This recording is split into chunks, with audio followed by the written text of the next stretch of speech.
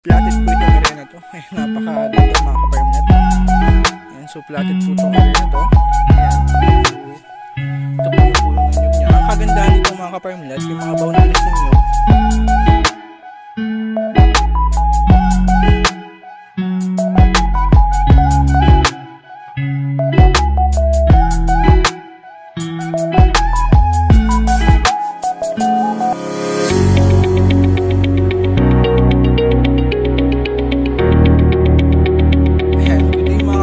Sana nasa mabuti po kayo. Ayan, so new property po tayo mga ka-permlet. Ang sukat po ng property is 2.3 hectare. Ano po? So dito po siya magbumula mga ka-permlet. Ang boundaries po nito is creek. Ayan.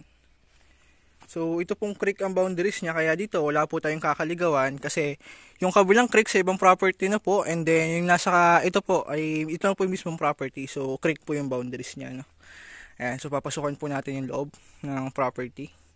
Ayan, napakaganda po nito mga ka-permlet kasi 2.3 hectare and then swak lang po ito sa budget and then malapit lang po ito sa kalsada. So lumakad po kami ng around 3 minutes, so may walk lang po ito na 3 to 5 minutes. Ano po? Pero napakaganda po ng property nito mga ka-permlet.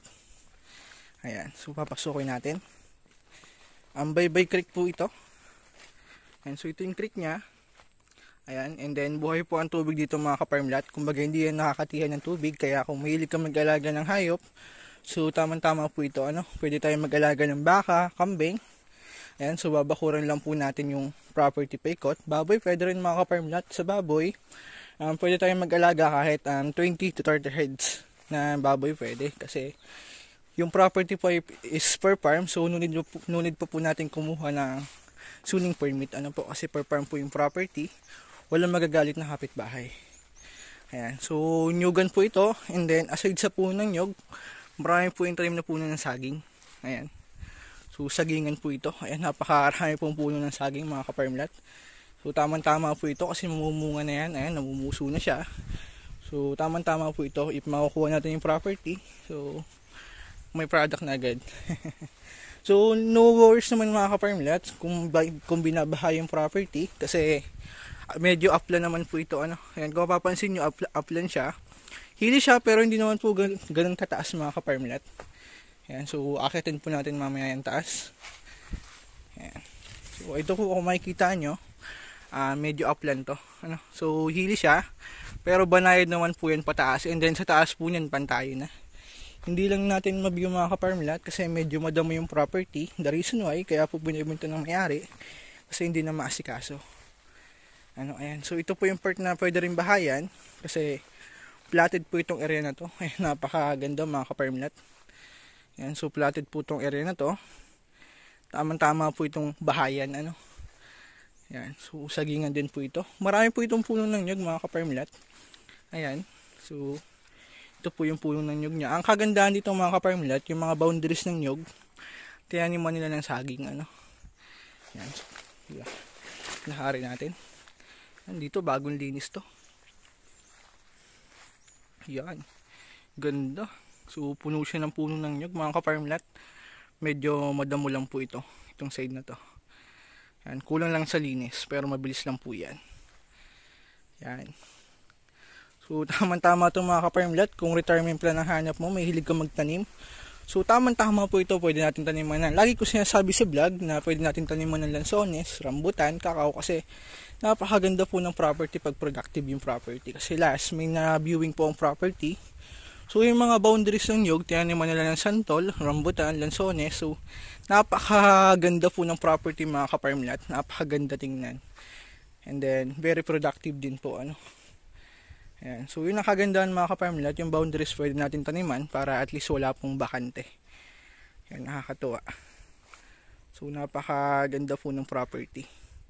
So ito mga ka-permlet, tamang-tama ito kung bakasyon na lang hanap mo kasi unang-una, malapit lang po ito sa kalsada, convenient siya puntahan. Yan. So may right of way din naman po ito.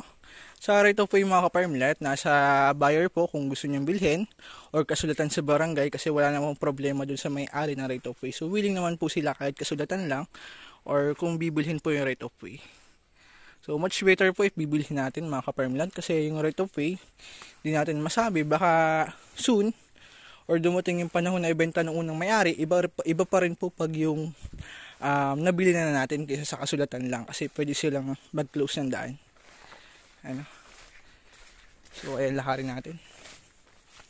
Maganda po ito mga ka-farmlet. Ayan, so medyo platted po itong area na to, ano.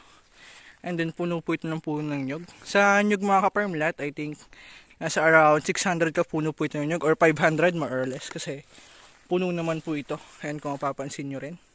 Tapos ang nyug niya, hindi po naman po siya ganun kataas. So ito po yung medyo part na upland na pwede tayo magtayo ng rest house or kubo sa taas, ano. Tapos sa baba, pwede tayo magbahay kasi flat naman po yan. Then medyo madamo lang itong mga ka-farmlet, pero mabilis lang po ito tabasin or gamasin, ano. So pero pwede rin tayo mag-alaga ng baka or kambing para at least panatili po natin yung pagiging carabao grass ng property, ano. Hindi tumaas yung damo niya. So ayun, may santol din po sa loob ng property. Ayan, santol. Tapos puno ng langka, meron din. Sa langka mga ka-farmlet, kung familiar po kayo. So sa Quezon po, ginugulay po yan. Ayan. So yun, taharan po din yung nyug niya. Ayan, tamang-tama po ito kung mahilig ka mag-alaga ng hayop or mahilig ka magtanim. So malawak din po ito, 2.3 hectare. Ayan, pwede natin taniman. So yung mga ka-farmlet, yung nyuga na yun, hindi nasakop ng property. So ito lang po yung sakop natin. Ayan. Tapos siyang upland na yan. Sa atin ba po? Ayan. So ito po yung puno ng santol. Ayan. So malawak pa po yung part na pwede natin taniman. Napakaganda. So pwede rin po tayo magtanim dito ng mais, pinya. Ayan. So yan po yung pwede natin gawin. And then sa hayop mga ka-farmlet, yung nabanggit ko kanina, pwede tayo mag-alaga ng baka, kambing, baboy. So babakuran lang po natin yan. And then manok panabong pwede rin. Kasi medyo, ito po, medyo hili na to. So pwede po natin lagyan ng manok panabong kasi hindi po siya na-stackan ng tubig. Medyo banayad naman po yung paghahili nito. Itong part na to. Yan. Harin pa natin. So ayan, ito yung kalimitang tanim niya. Saging, kalimitan po. Pero dasit din siya sa puno ng nyug.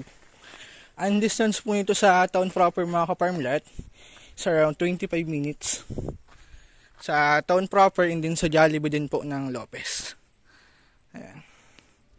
So yun po yung distance niya. Sa hospital, ganun din po. Mga 25 minutes.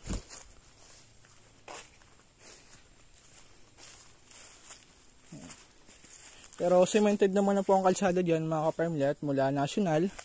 So cemented na po yung papasukan natin.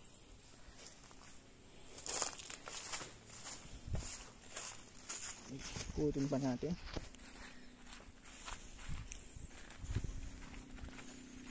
Yan.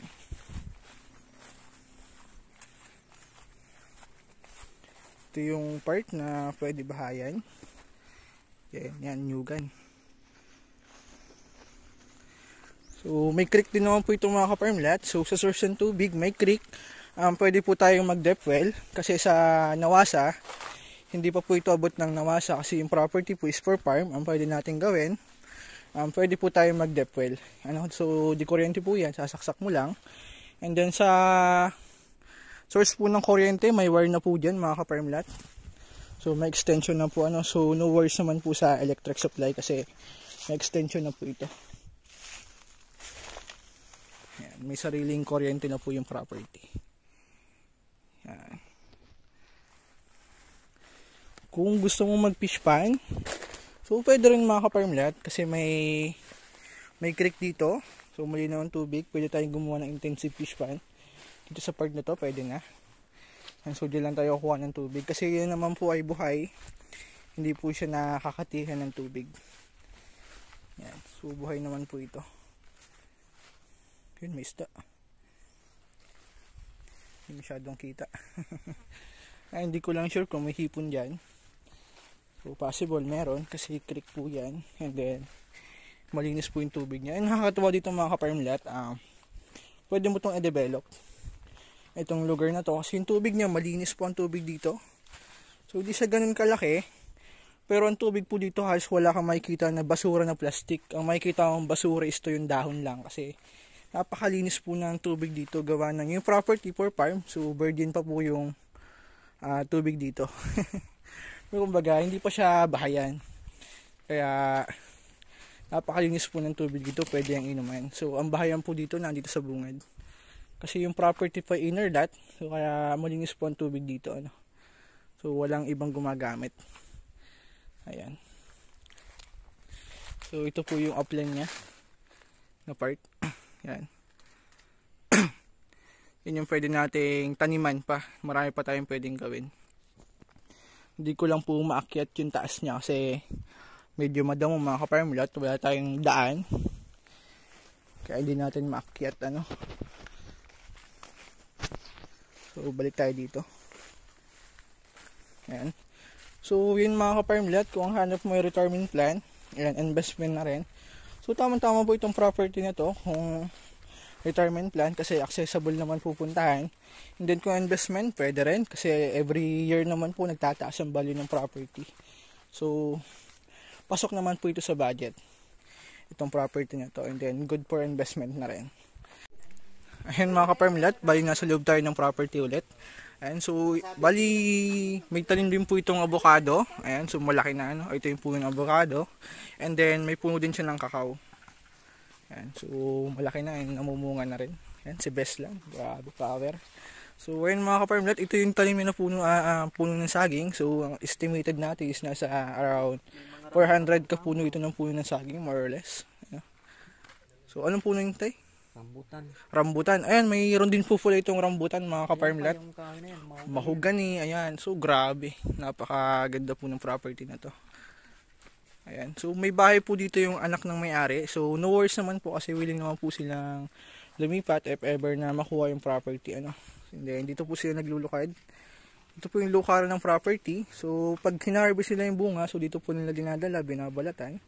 And then dito nila niluluto yung ginagawa nilang lukad. So in-import naman po yun sa Manila para gawin langis. Ayan, so nakakatawa po itong property na to.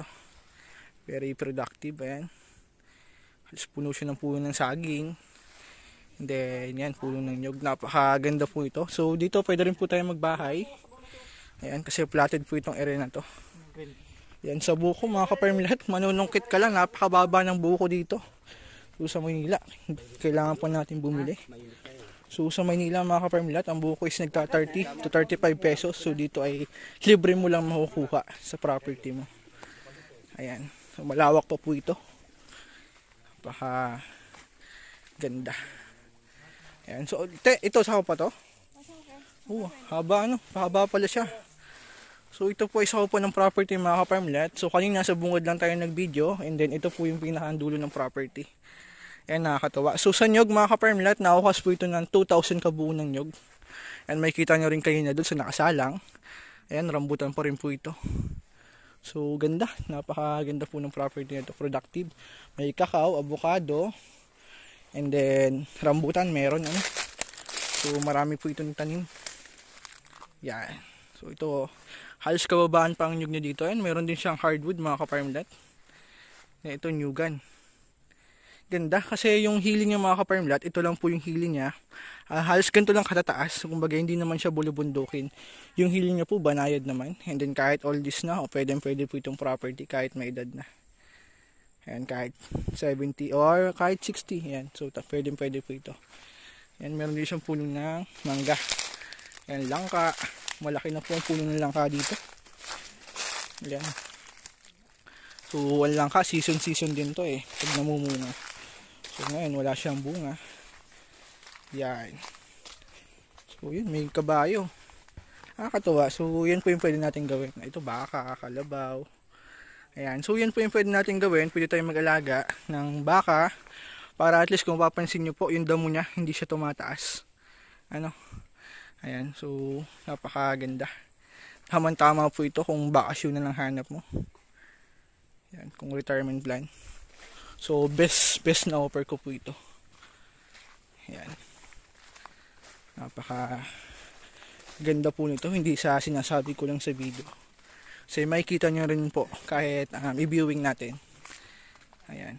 So ito santol.